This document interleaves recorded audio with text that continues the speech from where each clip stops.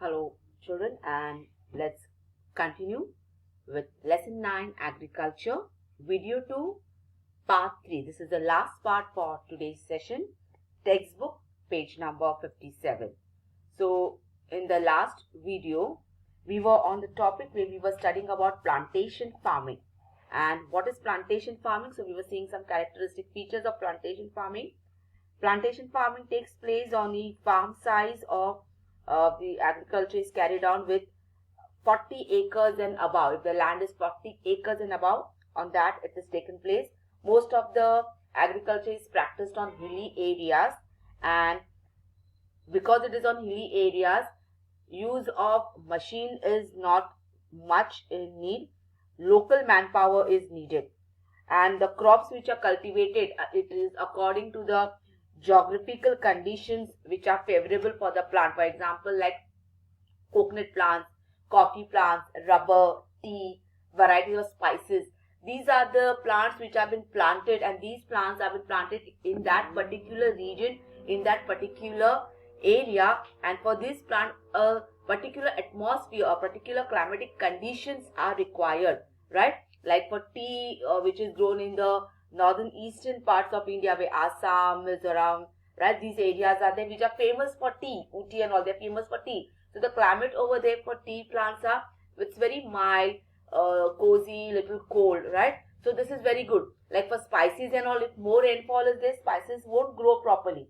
Coconut plants, on the other hand, if you go to Kerala, southern side, Kerala and all, you find most of the reason are with coconut plant because they grow near the water area. So even rainfall is there, it will not go to affect. So these are some climatic conditions. Now, which are the major types of crop which are grown in plantation farming? These are also called as commercial crops. They are coconut, cocoa, rubber, tea, coffee, and varieties of spices which you can see on your screen.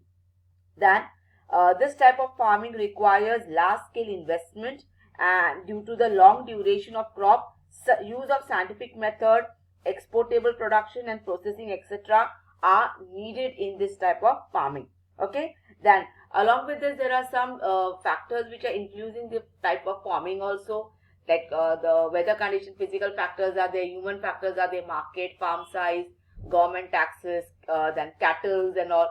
All these things are also important. And last but not the least, the major areas of the world where plantation agriculture is carried on the largest scale is the Central America, where banana and sugarcane is grown on the large scale. In South Africa, cocoa and coffee plants are grown on the large scale.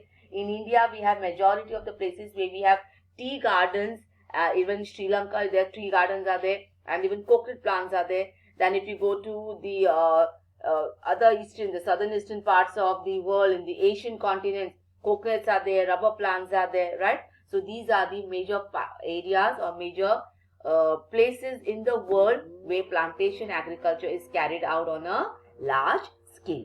Now, moving ahead with this, the next part of commercial farming or the next part of commercial farming is market gardening.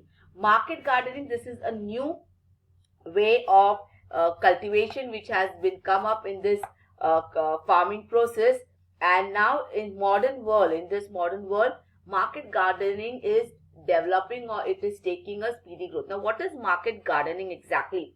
Now, these are the places where the farmer, he grows either fruits, vegetables in the land which is there with him, or the land which is next to his house, or the farms which are there with him, and whatever produce is been grown on his farm, he sells it there and there in the local market. So there are no agents, or there are no special people who are engaged with it. Only the thing over here is a good amount of transport is required, so that from his farm the good material, good product, good raw material directly goes to the customer, and so the farmer gets the benefits, right? Now, in this market gardening, in this type of cultivation, manpower is also required, irrigation facilities, that is water facility, is also required, good amount of chemical fertilizers, pesticides is required, so the farm products or the crops does not get damaged by the pests and other things. And there is also a good type of investment, because the farm products have to be delivered properly in time, right? Now, if you want to see the market gardening and all, how it takes place, if you go towards Virar area, Nandakhal and all, there you will find market gardening places taking place on a large scale. Even in Basay area, if you go towards Mercer's side, okay, and Mercer's area also, there are many people who are cultivating with or who are associated with market gardening. So let us understand what is market gardening. Market gardening is a type of cultivation developed in modern times. This has developed mainly as a result of urbanization. Why it has developed? Villages are now slowly developing into cities. So it is turning from village to urban places. So to provide the requirement of the city dwellers, market gardening has taken place in a large scale. And this ready markets available in urban centers. Farmers cultivate vegetables and other items in the vicinity of the urban centers. Vicinity means in the areas of the urban centers to cater to the demands of city dwellers. To cater means to meet to the demands of the city dwellers or to meet to the demands of the people living in cities and urban places. This type of cultivation works on a principle of economic. Economic is a branch of commerce which deals with buying, selling, profit, loss, which deals with demand and supply. That is, the customer will demand for a few things, so the producer has to supply it. So it is based on the demand and supply policy. The land holding is small because villages are turning into cities, so the land is now turning into commercializations, buildings are there or other services have been provided. So land is available in in small size, and the production, that is because the land availability is very small, so the farmers, they grow their products only in that available land. So they don't require hectares and hectares of land. Okay. Use of irrigation, organic and chemical fertilizers, low investment, use of manpower, demand of markets, use of science and technology, etc. These are some of the characteristics of the market gardening. It is dependent on good transport network. And so because of this, because as it said, economic policy, that is demand and supply, the customer demands and the producer supplies, right? So it is based on the demand and supply policy, market gardening, and it requires good amount transport, that is directly from the farms, the products are being supplied to the customer. So they require good transport facility. So there should be a good connection between the farmer and the customer, farms and the customer. So demand and supply.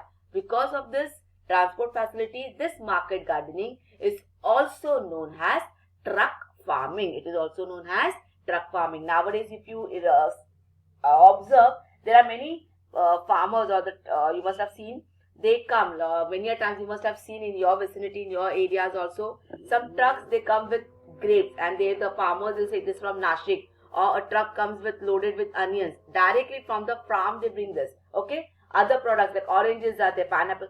So some of this market people, or vegetables which are the fresh vegetables, some of them directly from their farms without keeping any agent in between. The farmer, he himself comes and sell it in the local market or in the vicinity of the areas.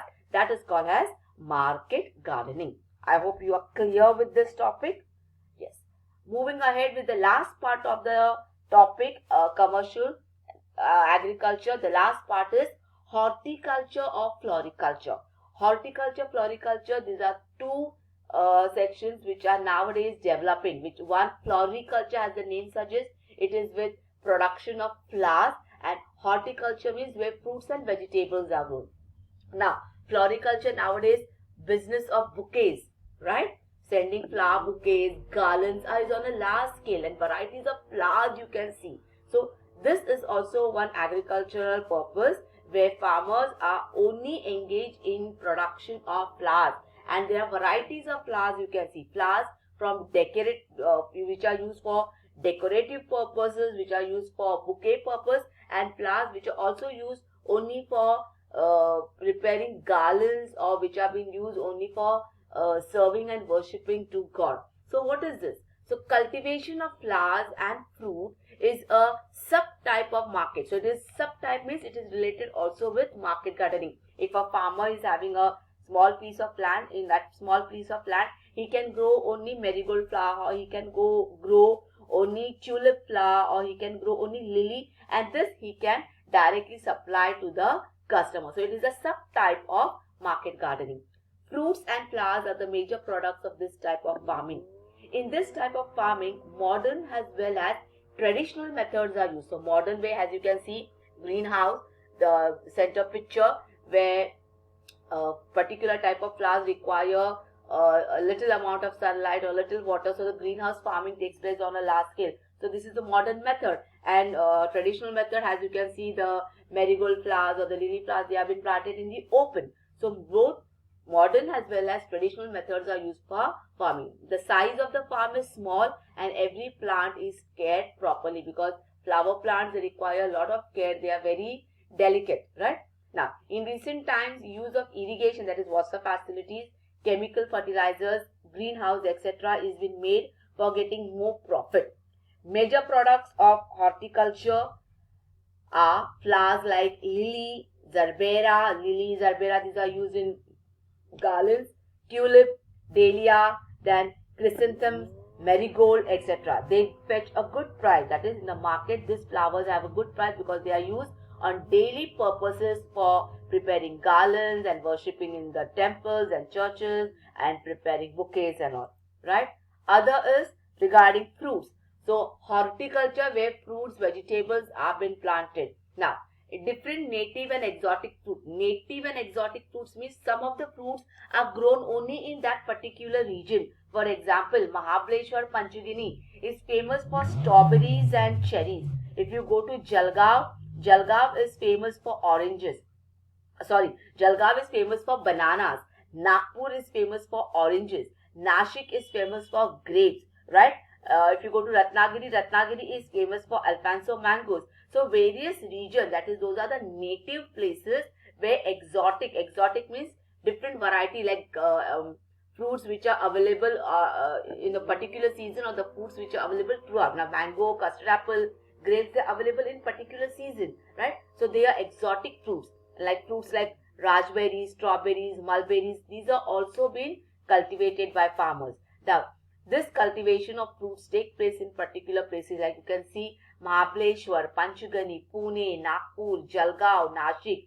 These are the places where the exotic fruits like grapes, custard apple, bananas, pomegranate, dragon fruit, cherries, oranges are being grown.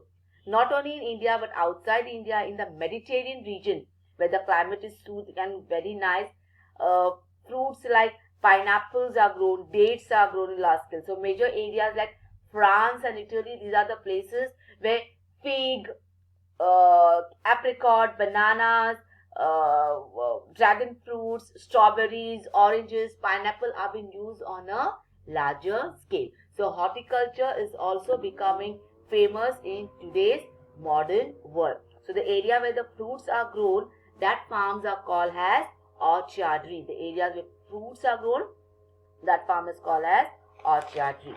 So with this, we come to the end of our today's topic. That is, we did types of farming, where we covered with intensive farming, shift cultivation, that is subsistence farming, and commercial farming, where we covered extensive grain farming, plantation farming. We covered with market gardening, and we also covered with horticulture and floriculture. So, my dear children, please read your textbook, page number 55, 56 and 57. Video 3 of this lesson will be uploaded on Friday, and we will end this lesson on Friday. And the notes will be also sent along with the lesson. So, thank you.